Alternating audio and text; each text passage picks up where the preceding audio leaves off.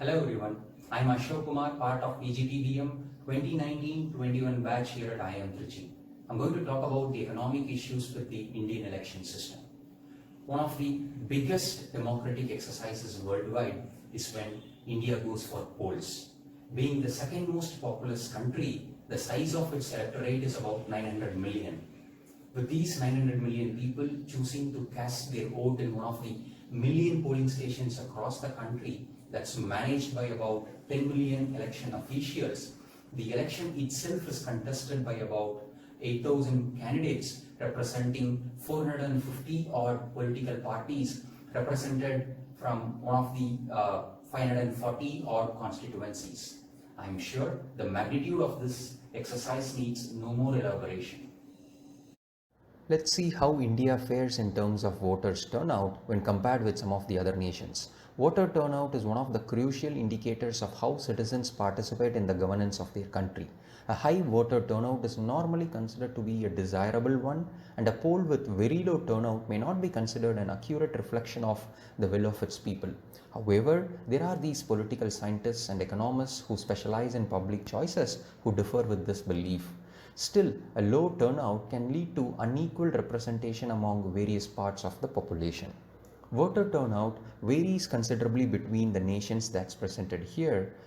You could see that it tends to be lower in North America, Asia, and some of Latin American countries than in most of Europe and Oceania.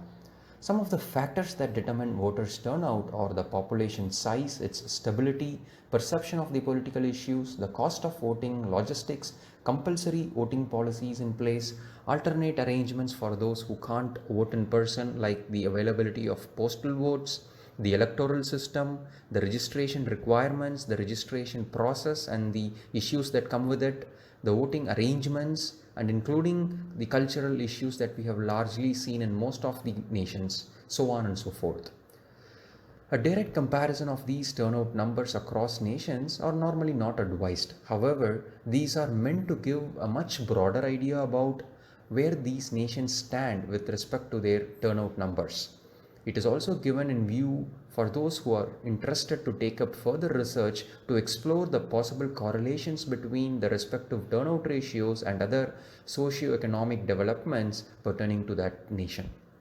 In comparison to other developed nations like Singapore, who secure a 95 percentage turnout normally in all its elections, and many other European nations with more than 70 percentage turnout, India at a 67.4 percentage of voter turnout in its last Lok Sabha general elections might give a picture that it's not really doing well on such a relative scale.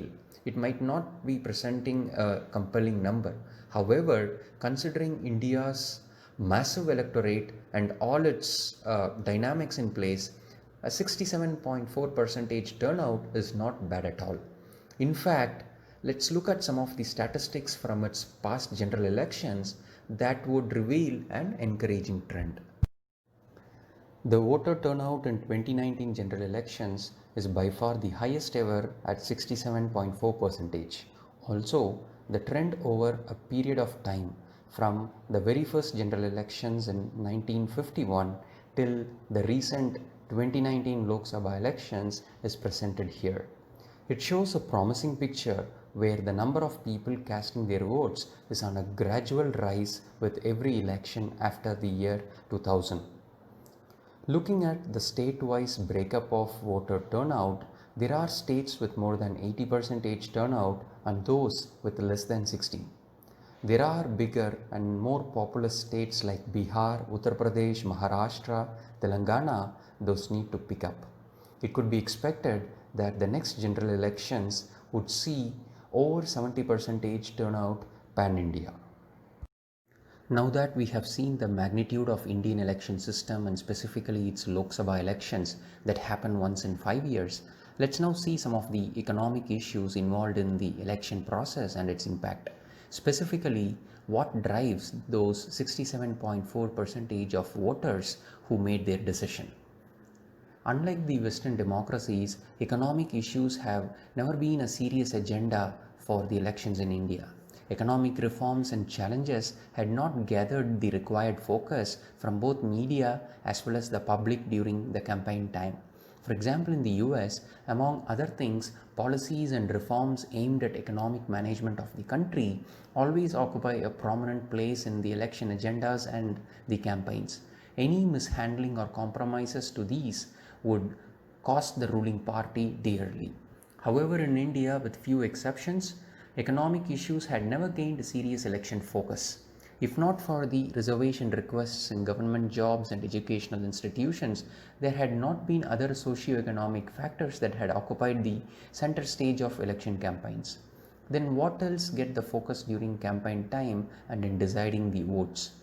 By and large, the elections seem to have been dominated by fundamentalist and divisive issues that surface mostly during the election time. There are these religious and communal issues as well, which are either long pending ones or specifically blown out of proportion to exactly surface during the election time for political gains to drive the polarization of the vote base. Let's see some of the notable examples of the non-economic forces that had driven the election results in India. It is well known about Mr. Nehru's involvement in freedom struggle and the prevailing spirit of freedom post-independence.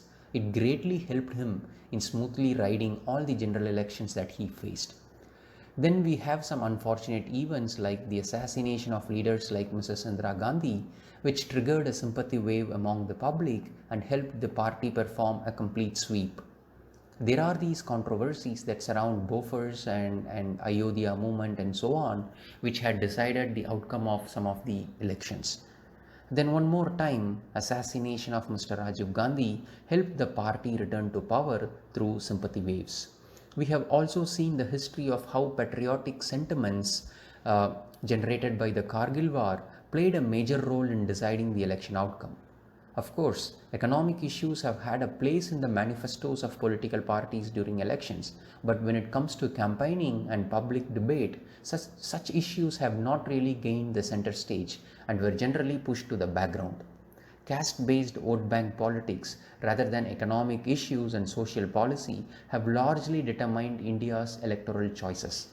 These patterns have broadly remained constant over the past 5 decades, with just slight improvements in the recent past, but there are definitely large scope for improvement. In one of the surveys conducted after the 2019 general elections, it had provided answers to some of the prominent questions that surround and analyze the behavior of an Indian voter in making the very important voting choice.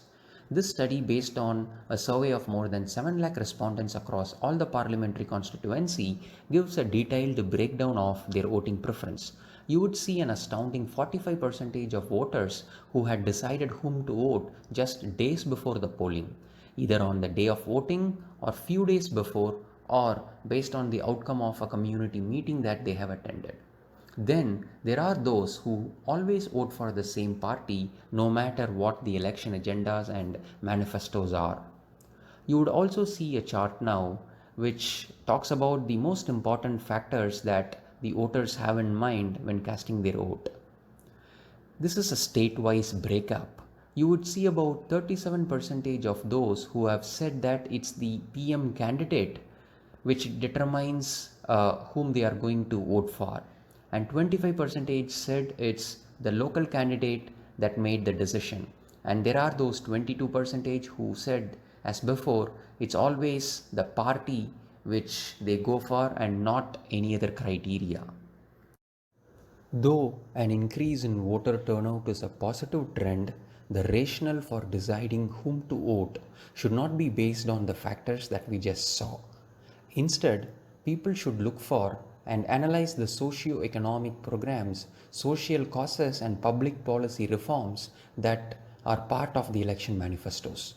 Voters should analyze the past performance of the parties with respect to their promises and considering the economic refinement options they have to fulfill their fundamental duty. Vote responsibly and vote for a better India. Thank you.